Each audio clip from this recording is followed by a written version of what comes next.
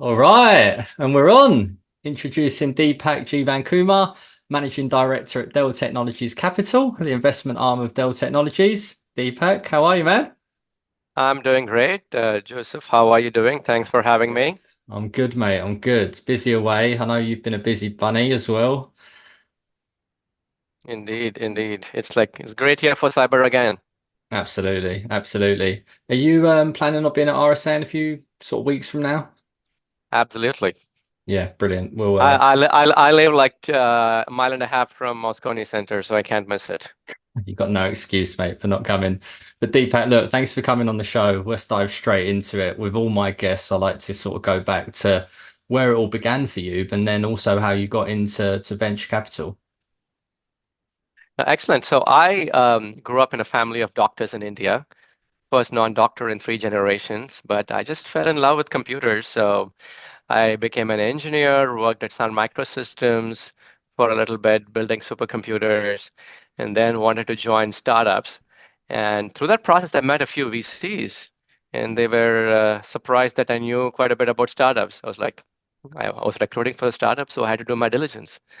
That's how I built relationships with a few VCs, and one of them ended up hiring me as an intern during my MBA, and that was General Catalyst in 2009. And then I joined them full time in 2010 after I graduated. 7 years there, and then I just finished 7 years at Dell Technologies Capital now. Nice.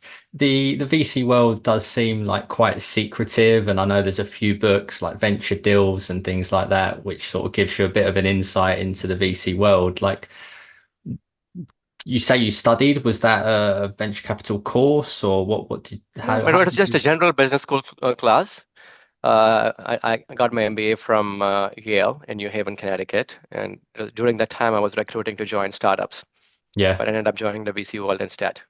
Nice. So General Catalyst, 7 years there, started as an intern, and what was your trajectory through that? Yeah, in 7 years, I moved from intern to senior associate principal and a partner. I covered enterprise B2B sector, initially in the Boston office and then in the Bay Area office of General Catalyst. Yep. And now, halfway through my 7 year tenure, I just fell in love with cyber investing. Just wanted to make the world a safe place, and I thought there was do good while making money aspect of investing in cyber. And since then, never look back. And I do both cyber and infra investing at Dell Technologies Capital, but spend more than half my time in cyber. Nice. In terms of Dell Technologies Capital, can you just give the audience an insight as to who you guys are and how you're broken away as the investment arm from Dell Technologies? Yeah, yeah. We are the investment arm for Dell Technologies, and our goal is to invest in the best B2B enterprise tech startups. We usually invest in early stages, seed, Series A, Series B. We lead or co-lead rounds. We have been in business for about 11 years or so. 150 investments, approximately about 80 acquisitions, and about 8 IPOs in that time period. Cyber is about 25% or so of our investment portfolio. We were the first, we were among the first investors in Zscaler, in Netscope, Cylance. We have been investing quite a bit in cloud security. We led the Series A in Redlock. We were a seed investor in Twistlock, CloudKnox, Adalarm. We led the Series B in Humio, which was acquired by CrowdStrike. Zingbox and IoT security that went to Palo Alto, and Lightspin more recently that was acquired by Cisco. We also do a lot of non-cyber investing like developer tools. We were early investors in Mongo, JFrog, enterprise infrastructure like Arista Networks. Um, and More recently, like everybody else, we've been spending a lot of time in AI, the intersection of AI and cyber, the intersection of AI and business processes, both back-end and front office processes, and AI itself, AI infrastructure itself. But I still continue to love cyber a lot. I think the number of attacks are increasing, the attack surfaces are increasing, bad actors are increasing. So we all need to be prepared.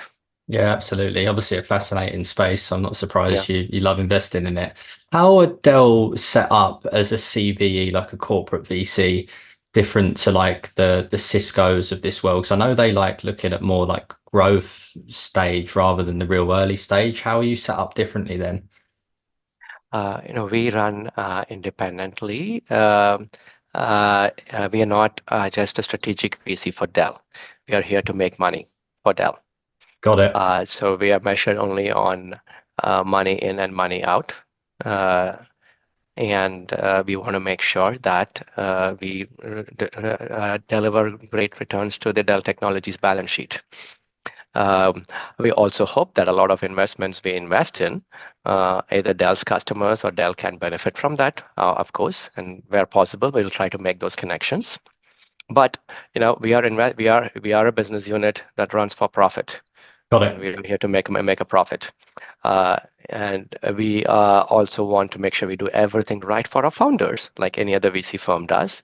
The only way to build reputation in this industry is to invest in the best founders and make sure you do a good work for them, so Mm, that they refer you to other good founders.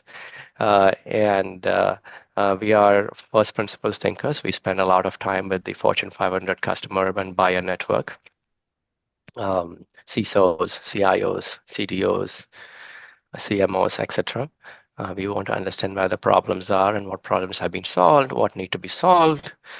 In cyber, we look at investments in two broad categories: category creation, mhm, which is like new budget line items, new problems that have not been solved before, mhm, and category disruption, which is existing problems, but because of changes in technology or market dynamics, the uh, existing incumbents are not innovating fast enough to solve the needs of customers, so which are ripe for disruption. mhm. So we look at both those categories. Yes. Can you give an example of like a category disruptor and a new category? Obviously, new category, I'm imagining security AI, but have you got any specific examples? Oh, definitely, definitely. Right. Like Zscaler was a category disruptor. Uh, they changed the uh, secure gateway, web gateway market and the VPN market. And now it's called the SASE market. It's a much bigger market now, and a lot of it was due to the works of Zscaler and its competitors in the space. Um, Another example would be Cylance, which started disrupting the endpoint security market. Hmm. We were an early investor in them. And of course, the big winner in the space has been CrowdStrike. Hmm. There were many existing endpoint security companies, but CrowdStrike, Cylance, and SentinelOne became the new um, god in Hmm. endpoint security. Another example where we were not an investor, like Palo Alto. Palo Alto, when they got started, was a category disruptor for the firewall market. Hmm. Now, coming to category creation, I think most things in cloud security are new categories.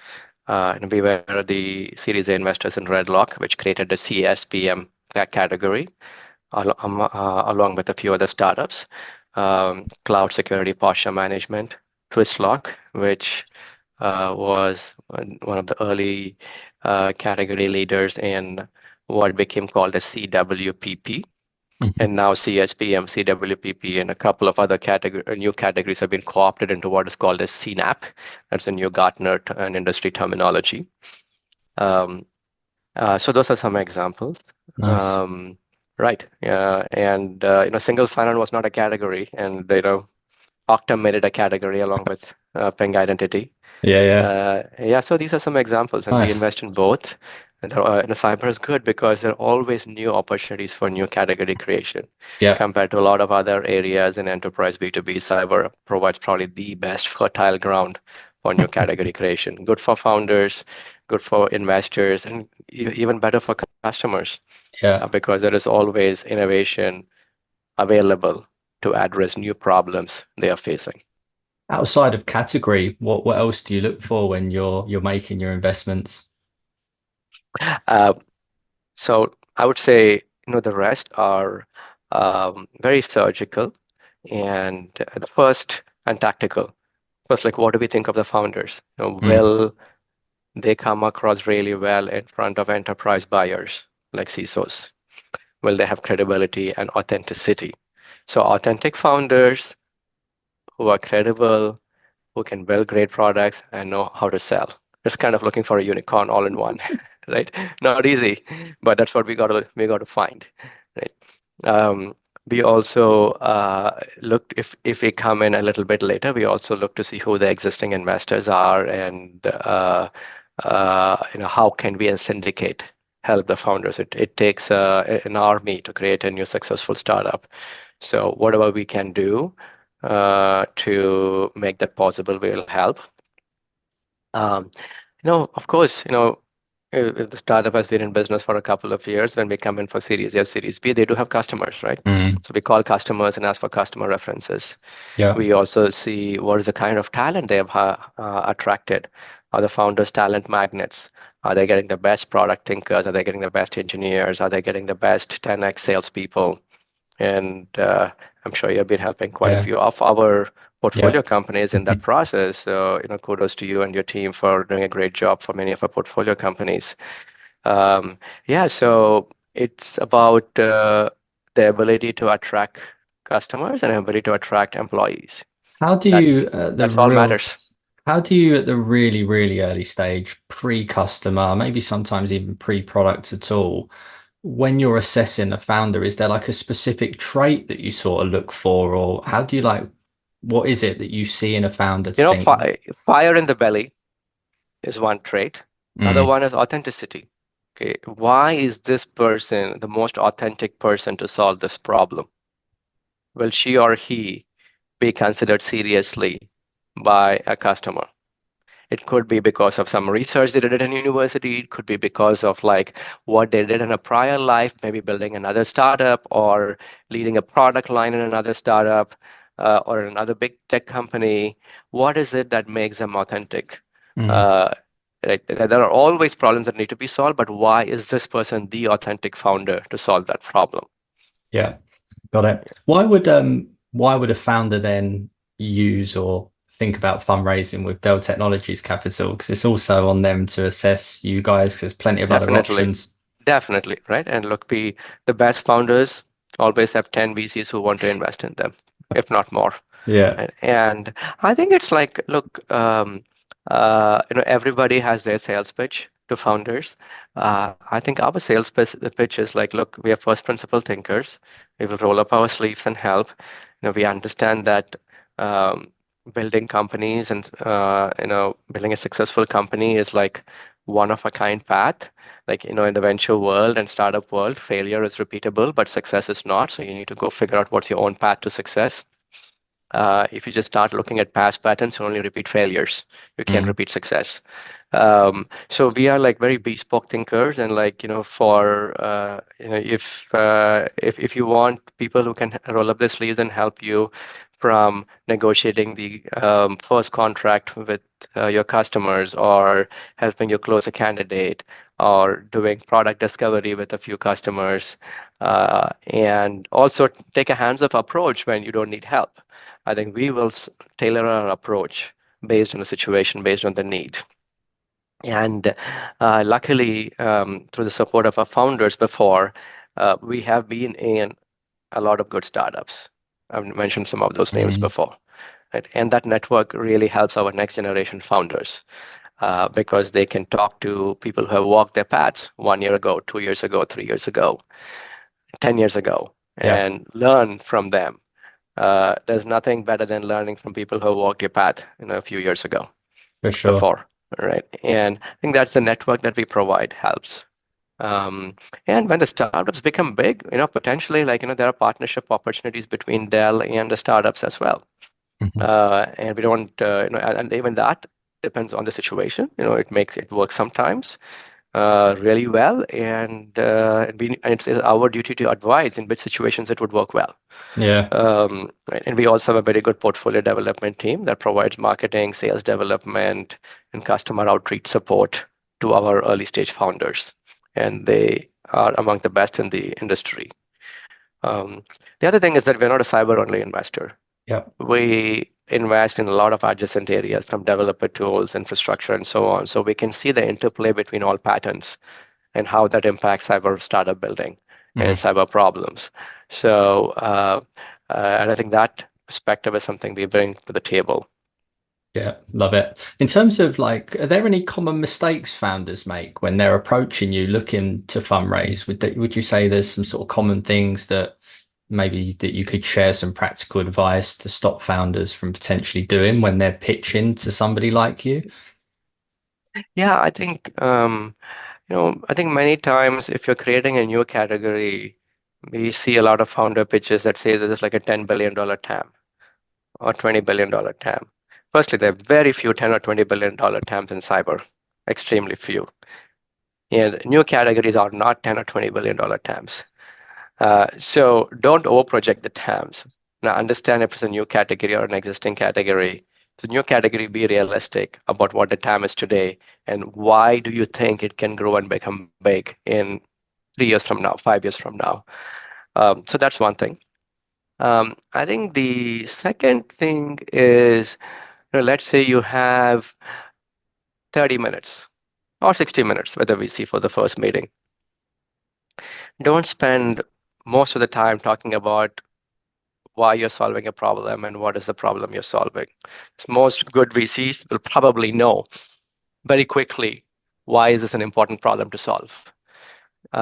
You need to convince them on why you are the right person to solve this problem, why you are the right person to build a successful startup in this space, and how are you thinking about the steps to increase the probability of success and decrease the probability of failure in Yeah. your journey. And don't spend more than the first few minutes talking about the problem. Talk about what is the product you're building. Talk about why is that product unique. If you have competition, why is that better than the competition? And then talk about how you're going to start acquiring customers and how you're going to start building your team to build a product and acquire customers. That's what we look for. Yeah. Because many times you've seen pictures where we're 45 minutes in and the founder is just still talking about the problem they're solving. Yeah, I hear you. In Yeah. terms of you've had a lot of success with previous exits, have you had any sort of regrettable didn't invest in those guys and they've gone on to be a great success? Have you ever missed any shots? Oh, of course. Like all VCs, we would claim that we can easily claim we missed all the successes in in the industry, right? Yes, definitely, definitely. I think there are a lot of companies which the list is very long, and the list will be very obvious. So I won't go into the list. Yeah, But yes, we do have our regrets for sure. cool. I appreciate the honesty. What about with RSA coming up? I know like last year it was all about zero trust and obviously AI security. Do you think we'll be seeing the same sort of trends going into this one and for the next year or two, I guess? What are you thinking and seeing?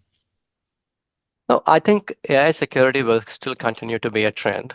Um, Zero trust will still continue to be a trend. I think AI security, though, I think the hype is very far ahead of the reality because enterprise haven't adopted AI models at that pace because of a lot of regulatory data residency, privacy, and cost of the AI model issues as well.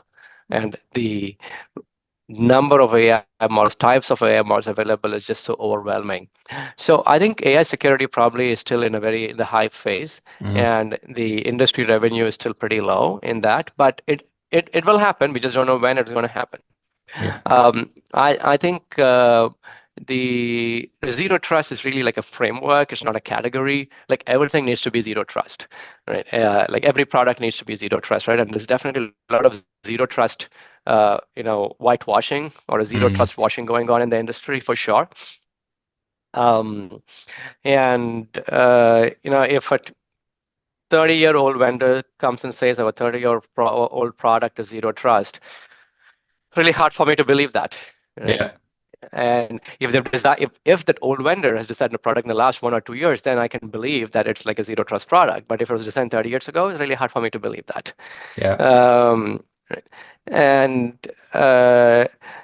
so I think there are some perennial problems that exist, which is like shortage of talent, training of employees on how to think about cyber readiness. Um, Another perennial problem which does not get enough funding is like, how do I make SMBs really secure? Because it's a cyber poverty chasm today. SMBs have like no access to sophisticated technologies. Big enterprises can spend in defense and depth and have 5 products, one behind the other, trying to make sure bad actors don't go through. SMBs cannot do that. So I don't think there's enough focus on cyber poverty of SMBs in the industry. Cloud security has now gone from a niche market into a mainstream market, like identity or endpoint security or network security. So we will see a lot more happening in cloud security. We are going to see a lot of public companies in cloud security appear. Yeah. Maybe Wiz will be the first one to go public as a pure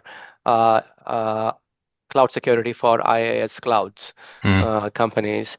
And maybe there'll be others too that go public in that space. Of course, Palo Alto Prisma Cloud has already built a huge business in the space, 2 of which acquiring a lot of startups and building a lot internally as well. 2 of the startups they acquired were ours, RedLock and Twistlock. So I think cloud security becomes mainstream.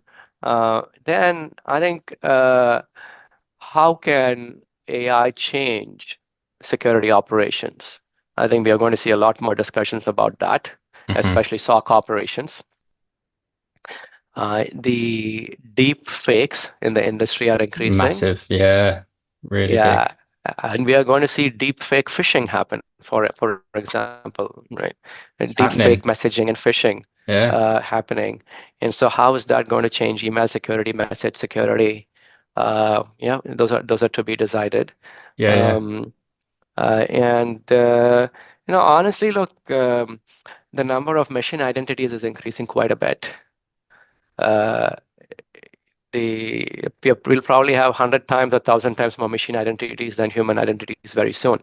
And these machine identities could be API access tokens, secrets. It could be like just simple keys and certificates. But yeah, there's a massive increase in the number of machine identities. Software supply chain is going to get a lot more complicated by the usage of AI models. So yeah, the list is long. Exciting, mate. Very exciting. It is exciting, and so I think we are all looking for people to solve some of these next generation problems, and we're always in the hunt for this.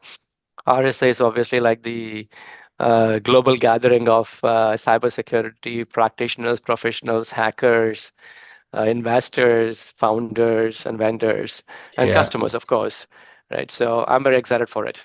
Yeah, Deepak, we can talk for hours, man, but definitely looking forward to catching up at RSA. And just again, thanks for coming on the show. If anyone does want to reach out that's looking to fundraise, I'll put your details all in the show notes as well. Definitely.